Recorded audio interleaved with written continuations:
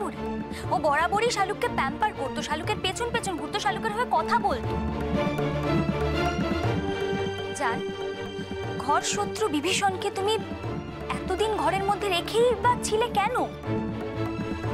তোমার ওকে এতদিন ধরে ঘরে রাখা উচিত হয়নি। আচ্ছা, তাহলে উচিত অনুচিতের শিক্ষা এবার তোমার থেকে আমাকে শিখতে হবে।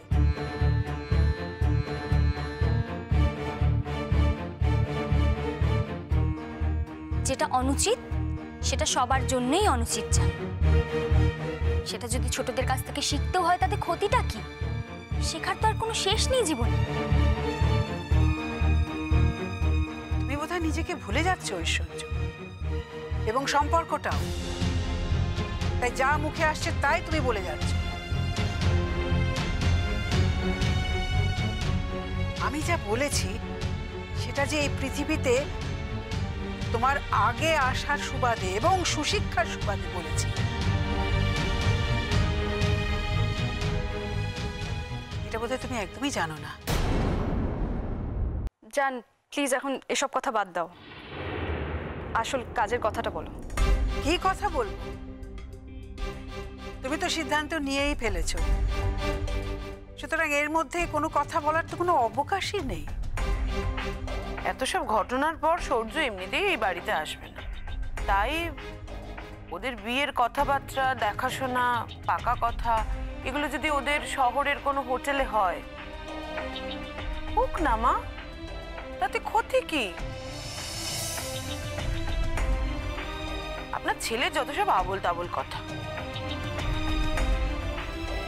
আজকালকার দিনে অনেক তাবড় তাবড় লোকজনদের ছেলে মেয়েদের বিয়ের পাকা কথা না ওরকম বড় বড় হোটেলে হয়। এখানে ভুলটা কোথায় সেটাই তো আমি বুঝতে পারছি। শোনো বড় বৌমা, তুমি তো তীর্থকে চেনো, ওর একটা নিজস্ব নীতি আছে। ও নীতিবোধে যদি কেউ ধাক্কা দেয় তাহলে কাউকে ও ছেড়ে কথা বলে না। আর আমি চিরকাল আমার ছেলের কথা সমর্থন করেছি, তাই বলে তোমরা বলছো বলেই যে হঠাৎ তাকে আমি অসম্মান করব সে ভাবনা আমার নেই বড় বৌমা। আপনার ছেলে যদি ভুল করে সেই ভুলটাকেও আপনি সমর্থন করবেন মা? আমি মনে করি না আমার ছেলে কোনো ভুল করতে পারে।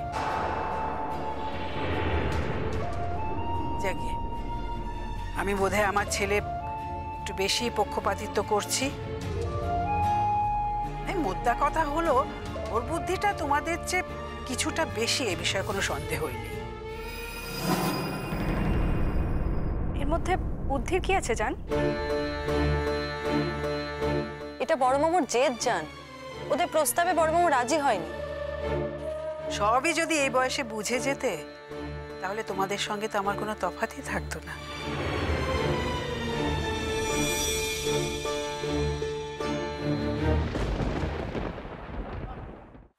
মা, এই যে বলছি শালুক এখনো রেডি হয়নি? কখন থেকে তো কইতেছি রেডি হ রেডি হ, আজকে জামাই তলে নিয়ে কলেজে যাই। কে কার কথা শোনে? এতক্ষণ ধরে কি যে করতেছে মেয়েটা আমি বুঝি না। তো অদ্ভুত মেয়ে। কাল আমি পই পই করে বলে গেলাম যে সময় মতন রেডি হয়ে থাকতে। অবশ্য আমারই নিজে লেট হয়ে গেল, কিন্তু না না, আর লেট করলে তো চলবে না, কলেজে সব কথা বলা আছে আমার। শালুক মা, ও শালুক মা। ওর মনটা বোধহয় ভালো নাই। কেন কেন? মন মেজাজ তো ভালোই থাকার কথা। এখন আপনার সাথে এখানে থাকছে, আমি বলেছি ওর পড়াশোনা চালু থাকবে, ও নতুন করে পড়াশোনা শুরু করবে, নিজেকে নিজেকে ইন্ডিপেন্ডেন্ট তৈরি করবে। এটা ঠিক, এটা ঠিক মা, যে আমার এইসব প্ল্যান নিয়ে আমি আমার বাড়ির লোকদের কিছু বলতে পারবো না। তবে এটা তো সাময়িক ব্যাপার, একদিন আমি ঠিক বলতে পারবো, এবং সেই দিন খুব একটা দেরি না। তাই বলছিলাম যে শালুককে তৈরি থাকতে হবে, তৈরি করব আমি। শালুকের জন্য তুমি অনেক করছো বাবা, আর এইসব ব্যাপার যে একদিন তুমি জানাইতে পারবা সেটা আমি জানি। কিন্তু শালুকের তো তার স্বামীর প্রতি কোনো অধিকারই নেই, কারণ ঐশ্বর্যের সঙ্গে তো তার বিয়ে হয়েছে। শালুক তার স্বামীর সঙ্গে যোগাযোগ রাখুক, এটা তো ঐশ্বর্য সহ্য করব না, বরং আবিরের ক্ষতিকরণের চেষ্টা করব। ছেলেটার অনেক ক্ষতি হয়ে গেছে, আর ক্ষতি হোক আমি চাই না। জানো তো, এই যে আবির শালুক চলে গেল, তাতে কিন্তু আমার কোনো সায়া ছিল না, বিশ্বাস করো, কোনো সায়া ছিল না। কিন্তু শালুক আমারে এমন করে ধরলো যে আমি না করতে পারলাম না। আর ওদের ভালোবাসা দেখে মনে হলো এই হচ্ছে প্রকৃত ভালোবাসা। এই ভালোবাসার স্বাদ যদি না দিই, তাহলে তো আমার অধর্মই হোক। আমি অধর্ম করতে চাই নাই, কিন্তু বিশ্বাস করো আমার এতে কোনো সায়া ছিল না। আপনি কোনো ভুল করেননি, আপনি যা করেছেন সেটা ঠিক,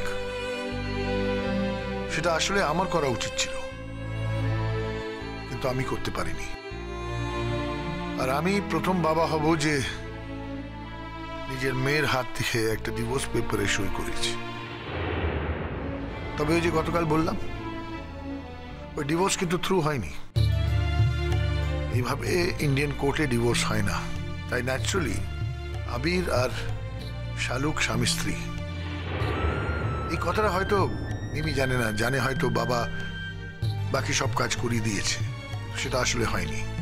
একমাত্র আমিই জানি যে আসল সত্যিটা কি। ঐশ্বর্য তো তোমারই মাইয়া বাবা। আমি জানি মা, আমি খুব ভালো করেই জানি। মিমিও আমার মেয়ে, আর শালুকও আমার মেয়ে। তবে এক মেয়ের সুখের জন্য আমি তো অন্য মেয়ের ঘর ভেঙে দিতে পারি না। যে ভুল আমি করেছি তার প্রায়শ্চিত্ত আমাকেই করতে হবে। খুব শিগগিরই আবিরকে শালুকের কাছে ফিরিয়ে দেবই। ভুল করেছি, আর আবার অজান্তে করেছি। আর কি জানেন, সত্যি সত্যিই হয়, সত্যি চিরকালের জন্য সত্যি। তাই আমার ভুলের সংশোধন আমি করব। আমায় ডাকছিলে বাবা? কি রে, তুই এখনো তৈরি হস নাই? হ্যাঁ, আজকে যে তোর কলেজ যাইতে হইব, তুই ভুলে গেছিস? হ্যাঁ, আর তোর বাবার কি আর কোনো কাজ নাই? তোর এখানে কলেজে নিয়ে আজ এবার আসবো? বলছিলাম কলেজে আর কদিন পরে ভর্তি হলে হয় না বাবা? না, হয় না, হয় না শালুক। হঠাৎ এই কথাগুলো উঠছে কেন বুঝতেই পারছি না। কেন উঠছে কথা? চুপ করে থেকো না। একটা কথা স্পষ্টভাবে জেনে রাখো শালুক, আমি তোমাকে এই বাড়িতে আনিনি যে তোমাকে আশ্রয় দেবো বলে। এনেছি তোমাকে তৈরি করব বলে।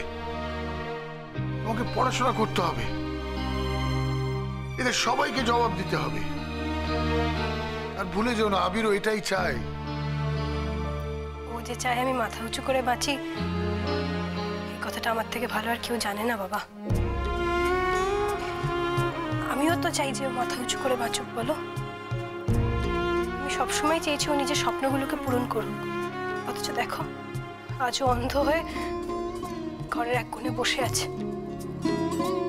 বাইরের জীবনটার সঙ্গে ওর কোনো সম্পর্কই নেই। তুমি বলো না বাবা, এই অবস্থায় আমি বাইরে যাই কি করে? তোমরা কেউই আমার এই বিয়েটাকে মনে মনে মেনে নিচ্ছ না, তাই তো? আমার মানা না মানায় তোমার বিয়েতে কি অসুবিধা হচ্ছে? আমি যদি না মানি তাহলে তুমি বিয়েটা করবে না? কিন্তু কেন মানবে না সেটা তো বলতে হবে বড় মামু। শুনতে চাও কেন মানবো না?